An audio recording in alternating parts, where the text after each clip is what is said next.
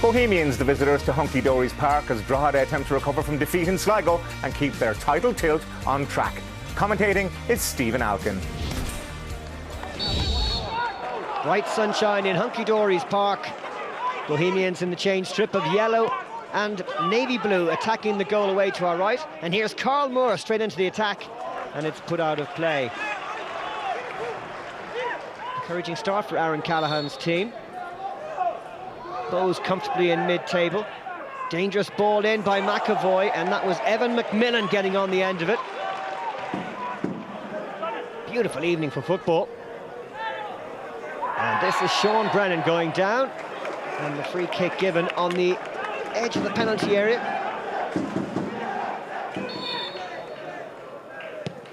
Driven in, coming off Corcoran, I think it was, and then the head of Gavin Brennan. Very fortunate that. In comes the corner, McMillan gets it away. Headed towards goal by Crowley. Well over the crossbar. Drogheda starting to exert some influence on this match. You'd expect them, being so high in the table, to be in charge. Here's Gavin Brennan, all trickery. And down he goes, and it was Lopes with the tackle. Rob Rogers, the referee, has pointed to the spot. It's a penalty.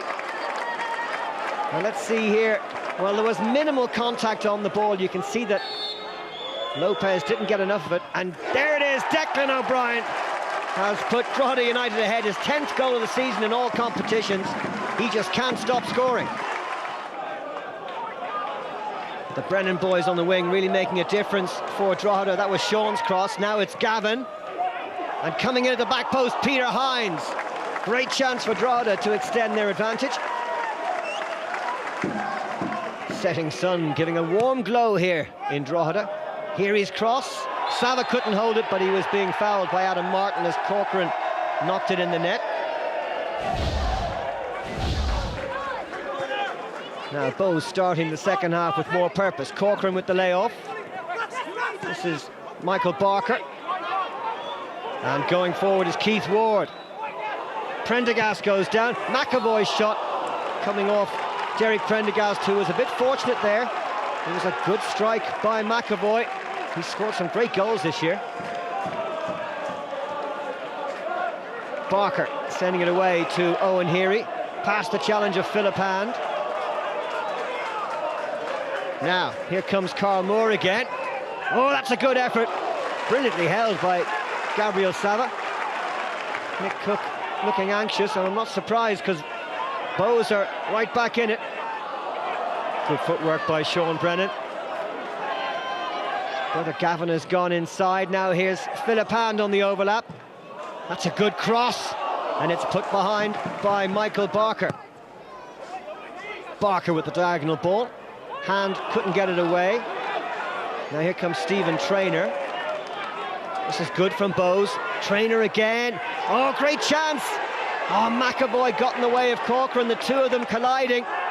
Bows should really have scored there. In comes the corner kick. It's a good header that from Evan McMillan. Sava saw it all the way though. Spirited fight back this by Bows. Heary. Kept in nicely. Good turn by Karl Moore. And the cross, looking for the head of McEvoy, but Eric Foley was there to make it difficult for him. Another lovely turn in midfield. And down went Karl Moore. But look at him, he's back up on his feet. Gavin Brennan, though, gets it to John Sullivan. And that's a long-range effort that's well wide of the target, but it was a good idea because the goalkeeper was off his line. Sullivan recently signed from Shelburne. Now what can Bows do? Final few minutes of the game. Oh, that's a lovely header down to Owen Heary, up from right back, and Derek Prendergast happy to just whack that anywhere. Nick Cook's team hanging on. The corner, the header by McMillan, blocked by Owen Heary. It was going wide, but another chance goes a-begging for Bohemians, who probably deserve to be level given their second half display. Great breakout this. It's Gavin Brennan across the face of goal. And his brother Ryan coming in with the header. Brilliant save by Alan McNulty. That surely would have been the clincher. In comes the cross again. More danger for Drogheda. Their fans looking anxious. They need these 3 points badly. Traynor with the nice turn. Really good cross that. Sava drops it. The shot. And it's blocked, was it, by the arm of Prendergast? That's what Bohemians are saying. No penalty, says the referee. Poor goalkeeping by Sava. And you can see Prendergast throwing his body at the ball. Impossible to see from that whether it was a handball, and that's the final action. A vital 3 points for Drogheda United, who go within 1 point of Sligo Rovers yet again. Consternation on the Bohemians bench, but their side have slipped to another defeat. The final score, it's Drogheda United 1, Bohemians 0. I thought we were excellent in the first half, particularly after what happened to us in Sligo last week. It was important that we got 3 points back. But I must give great credit to Bohemians. The second half, their performance was excellent. I saw them last Friday. I felt it was a game they should have won, and certainly they scared us tonight. Drogheda were very good first half. They beat us to every second ball, if you like. They dominated the first 45 minutes, and I had no complaints with the penalty. Thought it was a stonewall penalty.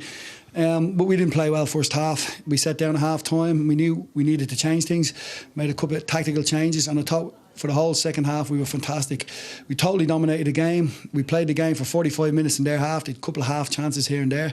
And for the life of me, I don't understand how the referee could not see that penalty in the last minute. Like, they had a player on the line who caught, and he nearly caught the ball, which is incredible. Like, and you know, sometimes you know you get them, but to be quite honest with you, how he never seen that is beyond belief.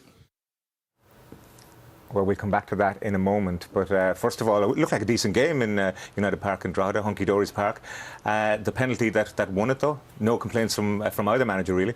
No, I don't think so. I think it was definitely a penalty. It actually came from sloppy play from Ward deep inside his own half, and throw in from Owen Heary inside, and he got caught on the ball a little bit, and the ball was just taken off him, you know. But it was good play from Ryan Brennan, I suppose. He was able to take it off him.